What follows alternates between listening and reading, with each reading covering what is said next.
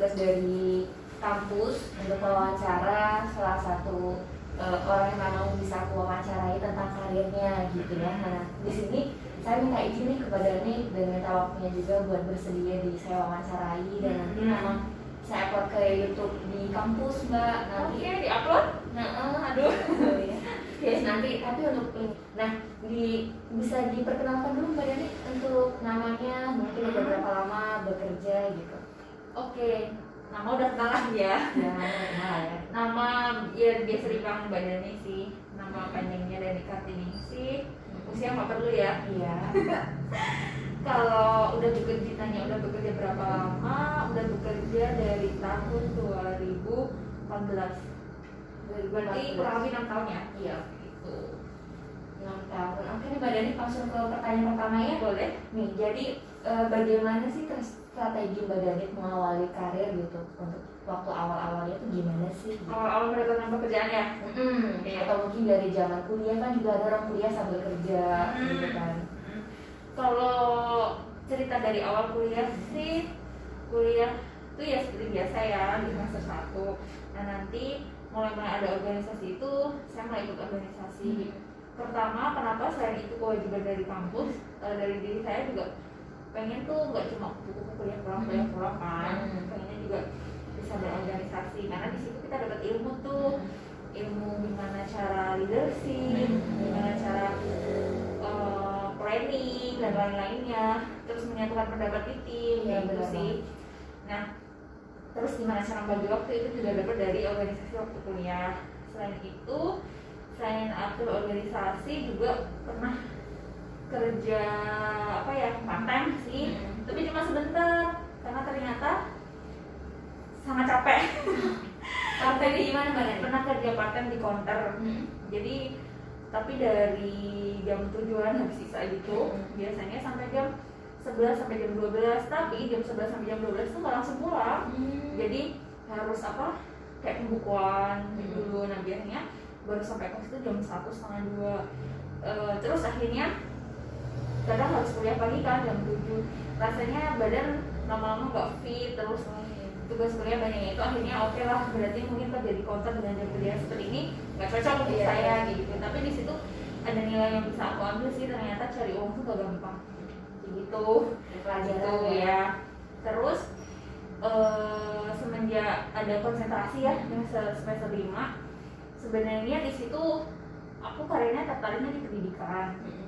Tetapi karena sharing sana sini kok paling banyak lapangan kerja untuk psikologi, apalagi yang hanya S1 itu kebanyakan di organisasi kan. Nah akhirnya gimana caranya aku mengkombinasikan skripsi aku antara pendidikan dan organisasi gitu. Selain menekuni psikologi pendidikan juga aku nggak terus terpaku pada psikologi pendidikan tuh, jadi tetap belajar baca-baca buku tentang PIO seperti apa kayak gitu sih. Nah di situ terus diajakin teman untuk kerja freelance sebagai center psikologi. Nah dari situlah akhirnya justru ilmu tentang karir itu tuh didapat dari ketika memang kita langsung terjun ke industri langsung kayak gitu sih. Di situ ngerasain ngetes calon karyawan swasta, calon Polri, calon posisi-posisi misal manajer dan lain-lain. Meskipun hanya sampai tester dan scoring ya, nggak sampai ke bikin laporannya kayak gitu. Tapi di situ ternyata menyenangkan ya, bekerja di dunia yang seperti ini, ketemu banyak orang, menginterview banyak orang kayak gitu. Terus kita juga dikenal orang, kadang di jalan, "Hei Mbak, siapa nih?" Aku nggak tahu ternyata kadang, "Oh Mbak, aku dulu yang pernah interview di sini." Oh iya, jadi saya kadang nggak ingat tapi dia ingat saya kayak gitu. Nah udah habis itu lulus. Nah lulus lulus April ya. Terus aku mulai kerja itu awal Juni. Awal Juni. Nah, di mana Mbak pertama kali? Langsung di Magelang. Di Magelang. Nah jadi awal Juni itu langsung kerja, alhamdulillah, jadi nggak nunggu lama. Tapi karena mungkin saya menyadari kalau saya fresh graduate, saya hanya posisinya sebagai admin HRD aja. Gitu sih. Nah tahu kan pekerjaan admin itu apa ya, berkutat dengan komputer, ngerjain absensi cuti, ngerjain kotak kerja, filing data kayak gitu. Itu kan monoton ya. Tapi saya menyadari saya fresh graduate, saya harus menjalani karir ini loh sambil saya besok anggap aja sebagai jalan pertama untuk menuju yang karir yang lebih baik kayak gitu. Saya ya udah ambil aja admin HRD kayak gitu. Tapi saya mengamati tuh dinamika di perusahaan itu, seorang payroll tuh kerjanya gimana sih, seorang misal manajer HRD itu gimana sih kayak gitu. Saya mengamati dari rekrutmen tuh gimana sih gitu. Jadi kadang sharing, dari situlah saya tahu gitu. Ternyata ilmu itu memang harus kita yang cari.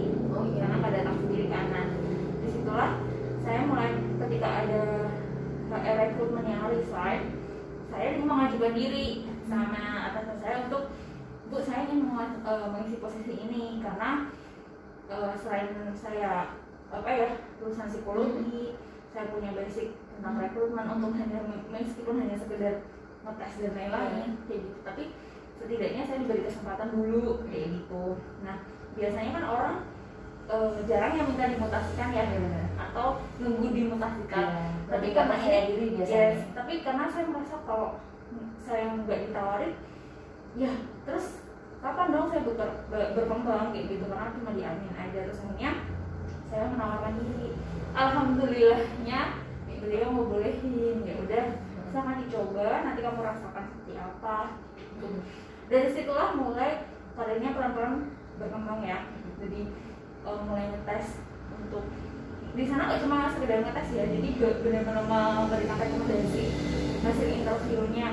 Oh ini gimana sih orangnya, pantas nggak untuk kesini. Tapi memang dulu batasan saya hanya sampai level operator produksi dan staff. Untuk level supervisor dan manajer, nah itu rekomendasinya memang dari manajer gitu. Jadi tapi di situ saya udah mulai paham, mulai ngerti alurnya, mulai dapat banyak ilmu lagi kan di situ. Jadi ternyata kita tuh mendapatkan sesuatu nggak instan.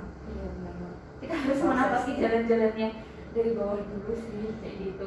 Jadi kalau fresh graduate langsung minta gaji gede, tapi kalian nggak bisa ngapa-ngapain, perusahaan nggak akan ngasih. Jadi saran saya sih, kalau teman-teman fresh graduate ya, apalagi teman-teman sarjana psikologi yang harusnya ngerti, ya tapaki karir itu emang dari bawah, nggak harus langsung menanjak ke atas ya, jangan langsung minta, bahkan saya lulusan dari universitas ternama, saya minta gaji segini sah aja dong. Iya sah aja, tapi kalian bisa apa? Itu sih yang biasa ditanyain. Makanya lebih bukan ke IPK ya, tapi apa yang bisa kau perbuat. Nah kalau IPK pertimbangannya hanya gini, oh dia organisasi, dia kerja juga misal part-time, tapi IPK-nya dia bagus nih, berarti dia bisa manajemen waktu, itu bagus kayak gitu. Jadi biasanya kita lihatnya di situ kayak gitu sih. Oke siap. Wah keren banget nih kalian dari zaman kuliah ya kan sampai enggak juga sih, banyak lika-likunya. ya, pasti mah kehidupan kayak gitu kan. Yes. Terus Mbak lanjut ke pertanyaan kedua. Oke. Apakah pekerjaan Mbak Diani ini multitasking atau mungkin sistematis? Oke. Pertanyaan multitasking atau sistematis. Berarti multitasking itu bisa ngerjain banyak hal ya? Iya. Sistematis itu sesuatu yang beraturan dan rapi. Benar-benar. Oke. Kalau dibilang multitasking iya dan enggak, kalau dibilang sistematis kayaknya dan enggak. Jadi gini, kadang itu kalau di perusahaan besar, misal dulu nih saya pernah kerja di pabrik kan, di besar tuh organisasinya. Biasanya untuk posisi HRD itu tuh kepecah-pecah. Oh ya, jadi ada bagian rekrutmen, ada bagian payroll, ada bagian OD, organization development, ada bagian training, dan ya bagian yang lain-lainnya lagi. Nah, kalau di perusahaan kecil, biasanya general, satu orang harus menangkap semuanya. Jadi, nah itu yang kadang kalau multitasking, dulu saya pernah merasakan multitasking ketika saya menjadi seorang spesialis. Contoh, saya pernah jadi seorang HR recruitment yang kerjanya cuma rekrut aja. Nah, saya terus diminta untuk bantuin bagian training. Kalau misal bantuin untuk BPJS dan lain-lain, itu kan administrasi ya. Nah, itu adalah multitasking juga bagi saya. Kayak gitu, karena kan saya mengajarkan yang pekerjaan saya kan gitu kan. Apalagi dulu saya kan spesialisnya di rekrutmen, nggak ngerti bagian training itu apa kayak gitu. Terus terlibat dalam beberapa proyek mereka itu juga multitasking ya. Yes. Gitu sih. Kalau yang di perusahaan kecil mungkin memang dituntut untuk ngerjain semuanya. Jadi mereka mungkin nggak mudah dengan kapasitas. Ya, karena kan karyawannya diurusin nggak terlalu banyak, jadi masih bisa rekrutmen sekaligus training, sekaligus administrasinya, sekaligus TTM-nya yang lainnya. Misal ada karyawan masalah atau apa, karena kalau di perusahaan yang besar biasanya ada masalah karyawan, teguran yang lain itu ada bagian sendiri. Jadi biasanya anak hukum yang menangani, bukan anak psikologi gitu. Tapi kalau di perusahaan kecil ya semuanya bisa. Iya, benar Itu banget sih Yani ceritanya begitu intinya. Kalau mungkin aku menambahkan yang misal sistematis, ya ada bagian kayak contohnya yang memang harus sistematis, kayak bagian admin itu memang kerjaannya udah tertata. Oh habis ini tuh ini tuh ini gitu loh, alurnya udah jelas. Tapi kalau yang bagian kayak rekrutmen, kayak bagian training itu tuh kayak sesuatu yang dinamis gitu ya. Terkadang kita harus ke rekrutmen nih, terus nanti kadang-kadang kita balik lagi ke training. Nah, bisa jadi kadang juga misal ke bagian training. Nah, training itu misal ketemu orang begini harus digimanain, ketemu orang begini gimanain. Itu sesuatu yang sesuatu yang nggak bisa harus ngikuti alur banget, itu sesuatu yang nggak bisa diikuti. Padahal kerja saya nih kayaknya training rekrutmen aja, terus juga ikut yang namanya develop, tapi itu pengetahuan juga sih ya Mbak ya. Iya, dan itu nambah skill juga sih. Benar ya. Oke sih, multitasking emang seru sebenarnya, tapi pernah ngalamin lo nggak gara-gara multitasking itu? Enggak sih, sejauh ini justru ya awal-awal mungkin aku kok nggak bisa gitu sempat ada. Aku kan nggak bisa, kok aku harus begini sih. Nanti kok kerjanya jelek, ya bisa salahin aku gitu kan kalau kerjanya jelek. Tapi ketika mencoba, ternyata kita dapat mentor yang dia mau ngajarin, terus di lingkungannya ternyata ini tuh gini, jadi kita kayak dapat insight sih di situ, dapat pengertian, dapat pengalaman, dapat ilmu dulu kayak gitu sih ya nih. Oke siap Mbak Dani, keren banget. Nah aku lanjutin ke pertanyaan ketiga ya Mbak. Oke boleh. Di sini proses pembelajaran apa saja yang Mbak Dani lakukan nih? Nah, proses pembelajarannya dari awal katanya dari kerja yang mungkin tadi di admin itu sampai yang saat ini gitu, pembelajaran apa sih yang Mbak Dani? Belajarnya ya, maksudnya belajar apa aja yang aku lakukan. Iya betul. Kalau belajar sih sebenarnya lebih belajar lewat lingkungan paling banyak, tapi tidak menutup kemungkinan juga belajar lewat hal-hal yang lain, misal kayak ngikutin training, baca buku, Google dan lain-lain. Tapi memang justru kadang saya mikir kayaknya yang membentuk saya sampai saat ini itu adalah lingkungan, karena saya bekerja di beberapa tempat yang orangnya berbeda-beda, lingkungannya berbeda-beda, dan budaya perusahaannya berbeda-beda. Nah, setelah saya dapat proses pembelajaran paling banyak dari situ, banyak ketemu orang, banyak tipe atasan, kantor kerja. Di situ saya kadang orang berkonflik ya dengan lingkungan yang gak enak, tapi saya selalu mencoba untuk ya udahlah damai aja sama keadaan gitu. Terus saya coba nanya sama teman, punya ilmu apa yang bisa nih atasan ini ahli dalam bidang tertentu, misal ahli dalam bidang public speaking, ya kita belajar sama dia dong tentang public speaking. Terus tentang punya partner kerja yang ahlinya dalam tes ini, ya kita belajar sama dia kayak gitu. Tapi biasanya saya lihat dulu sih, ini orangnya mau nge-share ilmunya apa enggak, karena kan ada orang tertentu ya yang aku nggak mau gitu loh, karena itu ilmu aku. Iya, ada yang nggak mau dari Dina gitu ya. Jadi kita harus lihat dia juga. Itu sih ya nih. Oke, thank you Mbak Dani. Untuk pertanyaan selanjutnya ya Mbak, ini bagaimana strategi Mbak Dani mengembangkan karirnya? Oke. Kalau mungkin ini hampir berkorelasi ya sama pertanyaan sebelumnya ya. Kalau strategi sih yang pertama lebih ke skill up kita. Yang kedua jangan pernah puas. Nah, karena kalau kita merasa gelas kita selalu kosong, kita akan mudah terisi. Karena kalau meskipun saya udah 6 tahun bekerja, tapi saya merasa kok kalau dibandingkan mungkin HRD di perusahaan-perusahaan besar, kok saya belum ada apa-apanya ya, gitu sih. Jadi dari dulu saya selalu menekankan jangan merasa kamu tuh udah bagus, jangan merasa kamu tuh udah tinggi, jangan merasa kamu tuh udah lebih dari yang lain. Justru kamu harus mengosongkan gelasmu untuk belajar, baik dari lingkungan, dari buku, dari orang lain kayak gitu. Intinya kamu harus selalu upgrade skill. Karena misal nih, aku orang rekrutmen, aku udah spesialis di rekrutmen. Ternyata ketika ketemu orang yang sesama rekrutmen juga, itu akan berbeda ilmunya. Ada yang memang dia lebih tinggi atau Iya, aku rekrutmen tuh gini, karena ini lebih efektif gini. Nah kayak gitu lah, dari situ kadang oh iya ya sama orang rekrutmen aja strateginya beda, skillnya aja beda kayak gitu. Apalagi yang beda, maksudnya apalagi yang bagian lain tambah kita rasanya tambah kecil aja sih jadi orang yang iya sih harus benar kita jadi orang yang merendah, bukan harus benar, maksudnya tuh merendah bukan yang benar-benar rendah diri ya gitu, tapi untuk kita akan selalu mencari tahu, mencari ilmu kayak gitu sih Ani. Jadi selalu Jangan suka nanya intinya itu, tapi ya biar semua orang gitu ya.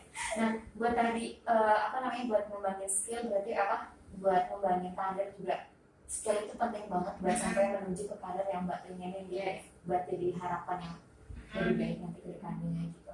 Oke, selanjutnya Mbak, pertanyaan kelima nih. Nah, seberapa sering menghadapi konflik? Yang namanya tadi dari sifat orang kayaknya mulus gitu ya. Enak banget dia bisa punya rasa percaya diri yang langsung. Biasanya orang kan ada yang mungkin rasa percaya diri aja susah banget.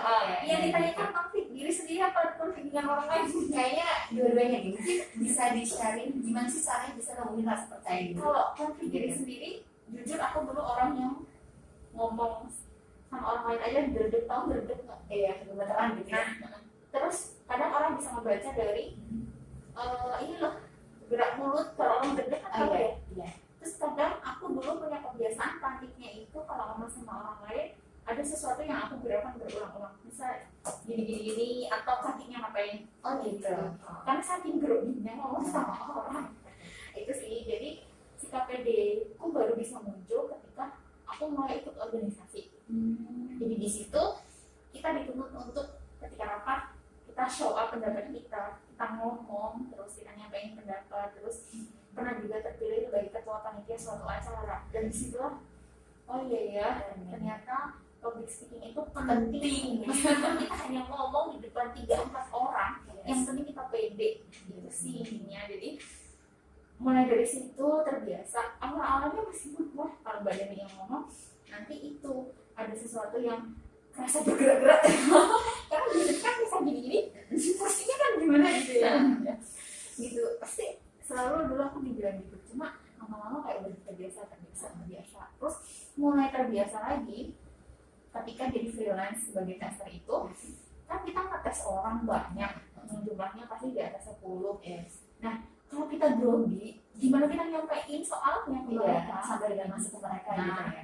Itu sih, jadi dulu waktu pertama kali ngetes langsung mereka dikasih sebaran tuh untuk menilai testernya, gimana cara menyampaikan materinya, terus gimana pembawaannya, cara ngomongnya, gimana kerapihannya, itu tuh ternyata langsung disurvei sama pihak perusahaan gitu.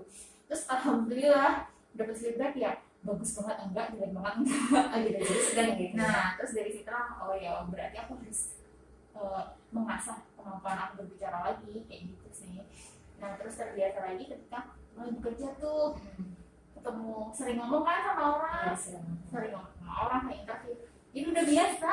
Mau sekarang ngomong di depan 50 orang pun udah biasa gitu sih. Jadi kayaknya proses sih yang jadi lingkungan, dan kita juga harus memberanikan diri ambil resiko kayak gitu. Meskipun lingkungan akan ada yang kontra ya, pasti entah mereka dulu bilang itu ngejelekin atau hanya bercanda yang bilang oh balik yang ngomong nanti pasti ada yang gerak gitu. Nggak tahu sih mungkin bagi orang lain sebagai hinaan ya, tapi bagiku ya udahlah mereka bercanda gitu. Terus yang tadi Mbak bilang dari eksternal gitu ya. Nah strategi Mbak nih dari eksternal ya. Kalau dari diri sendiri kan mungkin kita sendiri bisa kontrol ya. Tapi kalau dari eksternal gimana? Kalau dari eksternal misal sama orang ya, karena edit untuk profesional ya nih, kita nggak bisa memihak di tubuh manapun dan kalau bisa ingin konflik dengan siapapun termasuk orang-orang di dalam lingkungan. Tapi namanya apa ya, gesekan di dalam kita berhubungan itu pasti ada ya. Di jalan satu-satunya jalan yang paling utama biasanya ya kita gimana caranya ngobrol sama orang itu tanpa menyakiti orang itu. Gitu sih. Saya bukan tipe orang yang akan menegur secara terang-terangan di orang lain, maksudnya di depan orang lain. Saya biasanya lebih suka ya udahlah ngobrol berdua kayak gitu. Mama ada masalah apa sih? Kalau gini mungkin ini juga pernah tahu lah ya kayak gitu. Meskipun awal-awalnya ya namanya konflik kita akan terbawa emosi, itu udah biasa. Cuma ya penyelesaiannya kita harus, kalau dengan eksternal ya memang kita harus bicara sama orang itu. Kalau kita diamin nggak mungkin akan selesai. Kalau dengan eksternal ya. Kalau dengan diri sendiri ya itu tadi. Jadi memang harus berani ngomong gitu ya. Hanya saat ngomong sih. Waktu saya dari awal-awal gitu konflik-konflik yang sering terjadi ini sebagai kayak itu biasanya apa sih selain dari kita ngedevelop orang yang mungkin ada konflik sama kita, biasanya apa sih Mbak? Kalau awal-awal sih konflik yang itu adalah apa? Cara kita beradaptasi.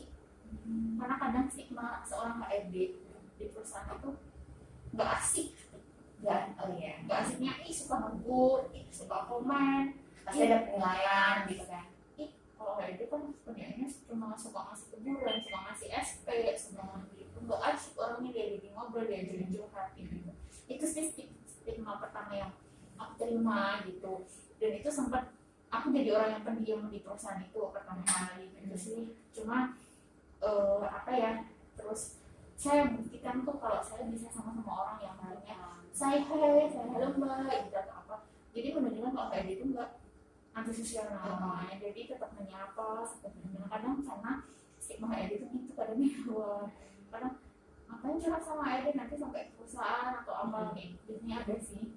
Cuma saya selalu apa ya, kalau bagiku urusan di luar kalian itu urusanmu, tapi kalau urusan di dalam kalian ya emang itu jadi urusan kita dengan perusahaan gitu. Jadi kita benar-benar membawa di dalam suatu lingkungan sih. Iya benar. Ya kan? Nah, pernah juga sih kayak gitu, bener-bener ngedon karena udah di stigma kayak gitu. Padahal orang kan belum kenal aku, kenapa sih? Itu yang nggak bisa kita kontrol, makanya itu sih kita harus punya strategi ya kan buat bisa nangani masalah kayak gitu. Jadi ya itu strateginya Mbak Dani dengan langsung ngomong di bawah bareng-bareng ada apa sih dan gimana nanti baiknya dekat gitu kan. Dan enakan sama tim itu memang brief sih. Ya kalau nggak brief yang dalam tim nggak bisa diselesaikan ya brief secara personal. Mbak Dani, kita lanjut ke pertanyaan ke-6. Boleh. Saya 7 pertanyaan mau. Nah, mau banget ya. Apakah Mbak Dani sudah benar-benar merasakan memberikan manfaat untuk orang lain? Kalau dirasa memberikan manfaat ada sisi iya, tapi ada di sisi saya masih kurang sih. Jadi misal saya bisa ngebantu orang, terus saya maksudnya ngebantu dalam hal yang profesi ya, kalau di luar mah nggak usah diomongin. Misalnya misal bantu orang dalam profesi kayak saya set iklan loker aja kayak gitu, rasanya udah kayak ngebantu gitu loh. Maksudnya oh ini kan ya mereka yang butuh kerjaan bakal bisa dong ya iklan dari kita kayak gitu. Terus kadang di dalam perusahaan itu kadang ada yang mbak aku boleh cerita mbak, tapi jangan ceritain ke orang lain. Oke lah, itu kayak bagi saya ya udah membantu. Terus mbak saya ada masalah sama ini itu juga sesuatu yang oke. Meskipun kadang masalahku sendiri juga belum tentu selesai ya. Tapi di situ saya mulai ternyata HRD itu memang dinamis ya, harus bisa menjadi jembatan. Selain jembatan juga harus bisa istilahnya ngomong ya, ngomong sama karyawan kayak gitu. Meskipun diri sendiri kadang merasa aku belum benar gitu ya.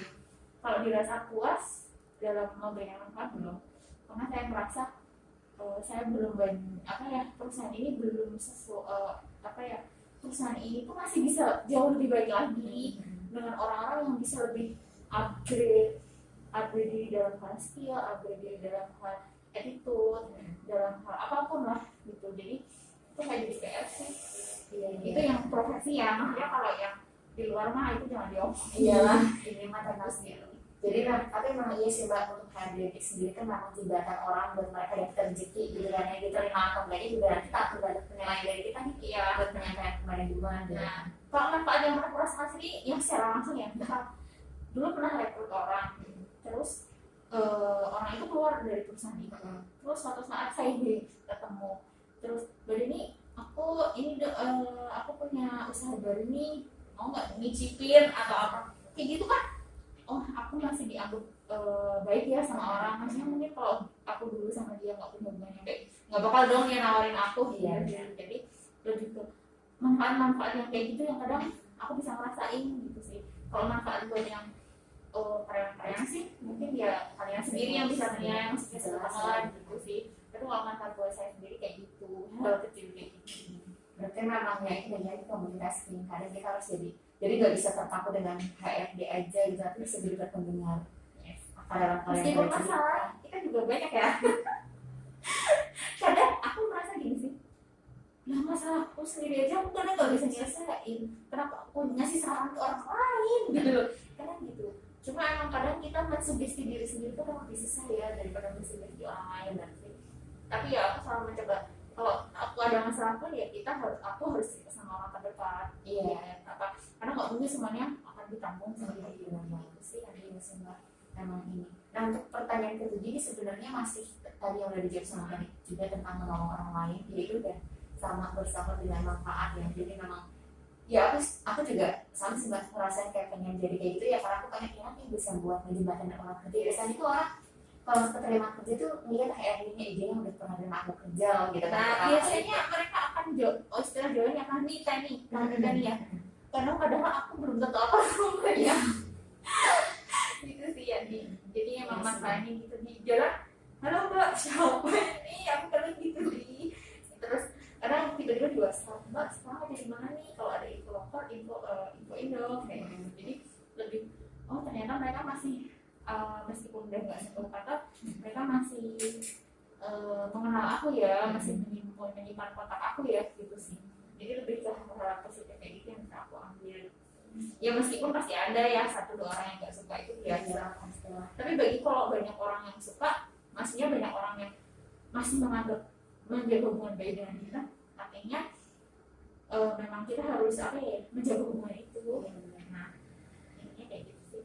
Oke sih. Lagi yang harus saya ceritakan, Ini udah cukup. Terima kasih banyak Mbak Dani udah mau bantu menjawab pertanyaan-pertanyaan dari tugas wawancara. oke.